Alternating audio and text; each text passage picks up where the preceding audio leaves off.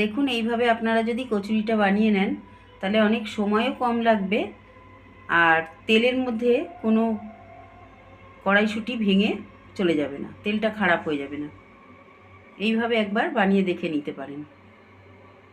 কড়াইশুঁটির কচুরি করব, তো এখানে কড়াইশুঁটিটা একটু সেদ্ধ করে নিয়েছি, নিয়ে আমি পেস্ট করে নিয়ে আসবো। কাঁচা লঙ্কা দিয়েছি সাথে।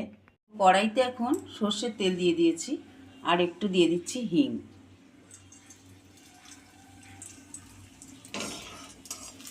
এই কড়াইশুঁটির কচুরিটা খেতে খুবই সুন্দর হয়।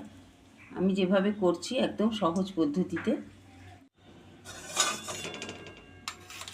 তো এখন আমি এই মিক্সিংটা, যেটা মিক্স করে নিয়ে আসলাম, এটা দিয়ে দিচ্ছি।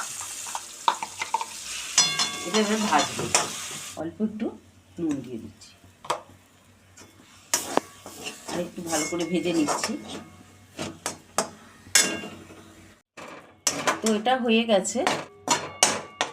এক বাটি ময়দা নিয়ে নিলাম, আর যেহেতু এখানে তেল দেয়া ছিল সেজন্য আমি আর তেল দিচ্ছি না, শুধু আমি এই পেস্টটা দিয়ে দিচ্ছি কড়াইশুঁটির। আর একটু চিনি দিয়ে দিচ্ছি। এখানে নুন দিলাম না, যেহেতু নুন দিয়েছিলাম আগে, আর তেলও দিলাম না, যেহেতু তেল দিয়ে এটা ভেজেছি আর আমার দরকার পড়বে না তেল দেওয়ার। তো আমি এখন এটা মেখে নেব। মাখা হয়ে গেছে, এখন আমি এটা একটু রেখে দিচ্ছি, কিছুক্ষণ সময়ের জন্য মাখাটা ঢেকে রেখে দিচ্ছি। এখন এটা আমি ছোট ছোট লেচি করে নিচ্ছি।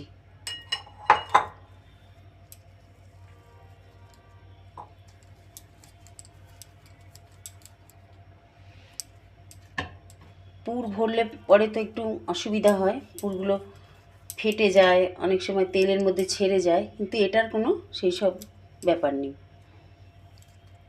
তো আমি একটুখানি বড় বড় করেই করছি। করে নিয়েছি লেচিগুলো।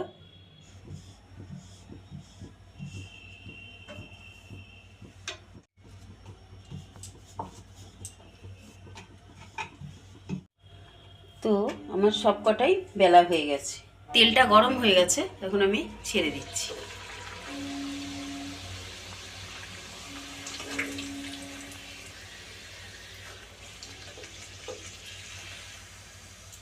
এইভাবে আমি সব কটাই ভেজে নেব। সব কটাই ভাজা হয়ে গেল, এগুলো ভাজা হয়ে গেছে, এখন আমি সার্ভ করে দিলাম।